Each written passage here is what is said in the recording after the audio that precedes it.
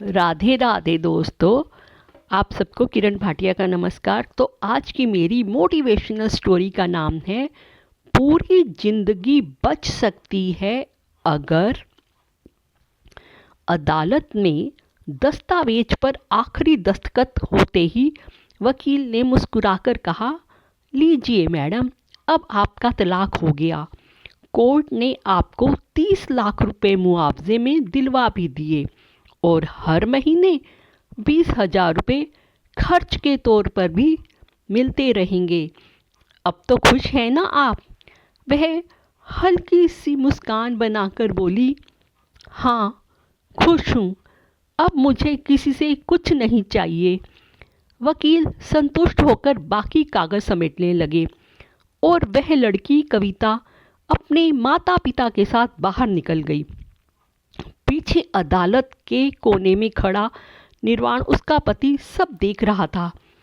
कविता एक नज़र भी उसकी तरफ नहीं उठाती। गाड़ी का दरवाज़ा बंद हो गया और रिश्ता भी। पहला महीना। मायके में सब प्यार से पेश आते हैं। कविता को लगा यही तो आज़ादी थी, यही तो सुकून था।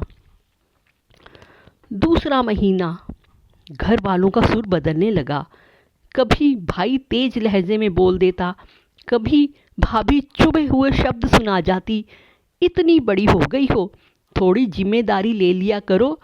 भतीजे भी कभी कभी कह देते, बुआ आप कब तक रहोगी यहाँ। तीसरा महीना। घर के माहौल में बदली सी पड़ने लगी।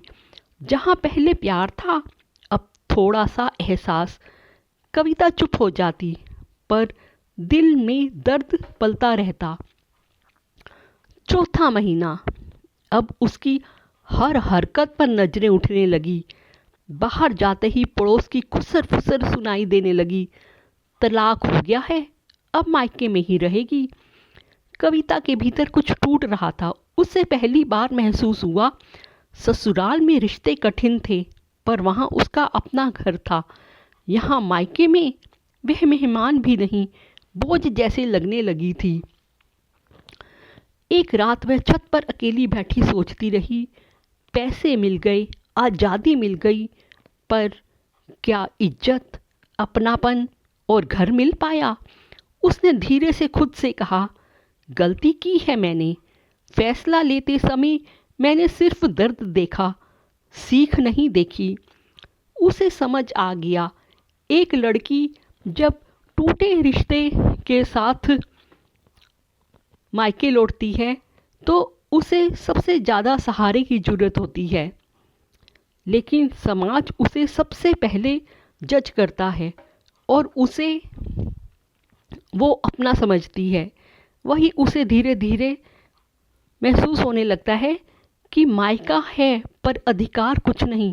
मैं अपना घर छोड़ आई, जहाँ मेरे अधिकार था, जहाँ मेरा अपना परिवार था। अपने अहम की वजह से मैंने छोड़ा है घर। उसकी आंखों में नमी आ गई। अब उसे अपने फैसले की कीमत समझ आ चुकी थी। मायके में 4 महीने बिताने के बाद कविता को हर दिन वही एहसास सताने लगा, मैंने क्या खो दिया? क्या सिर्फ गुस्से और तानों में बहकर इतना बड़ा फैसला कर लिया? वह छत पर बैठकर देर तक आसमान देखती रही। यादें पीछे पीछे भागती।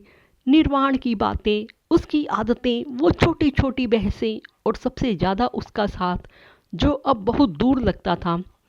एक रात मन बिल्कुल टूट गया। आंसू रोकते रोकते उसने फ़ोन उठाया और नंबर मिलाया। कॉल उठते ही निर्वाण की आवाज़ आई, हेलो। कविता ने धीमी कांपती आवाज़ में कहा, निर्वाण, क्या हम अपने रिश्ते को एक मौका दे सकते हैं? मुझे तुम्हारी बहुत याद आती है। मैं तुम्हारे साथ रहना चाहती हूँ। कुछ पल दोनों तरफ खामोशी रही। फिर निर्वाण ने गहरी सांस लेकर कहा, मैं तुम्हारे बिना नहीं रह पा रहा। फैसले में दोनों की गलती थी, पर सुधारने के लिए दोनों को साथ चलना होगा। मैं तुम्हें वापस लाना चाहता हूँ, लेकिन कुछ समझौते हम दोनों को करने होंगे। अगर तुम्हारी हाँ है तो मैं अभी निकलता हूँ। कविता की आंखों में से आंसू गिर रहे थे। उसने धीरे से कहा, हाँ मैं तैयार हूँ। उसे समय रात के 12 बजे हुए थे। निर्वाण ने अपनी कार उठाई। ठंड थी, रास्ते सुनसान थे, लेकिन उसका दिल सिर्फ एक ही बात कह रहा था, उसे घर वापस लाना है।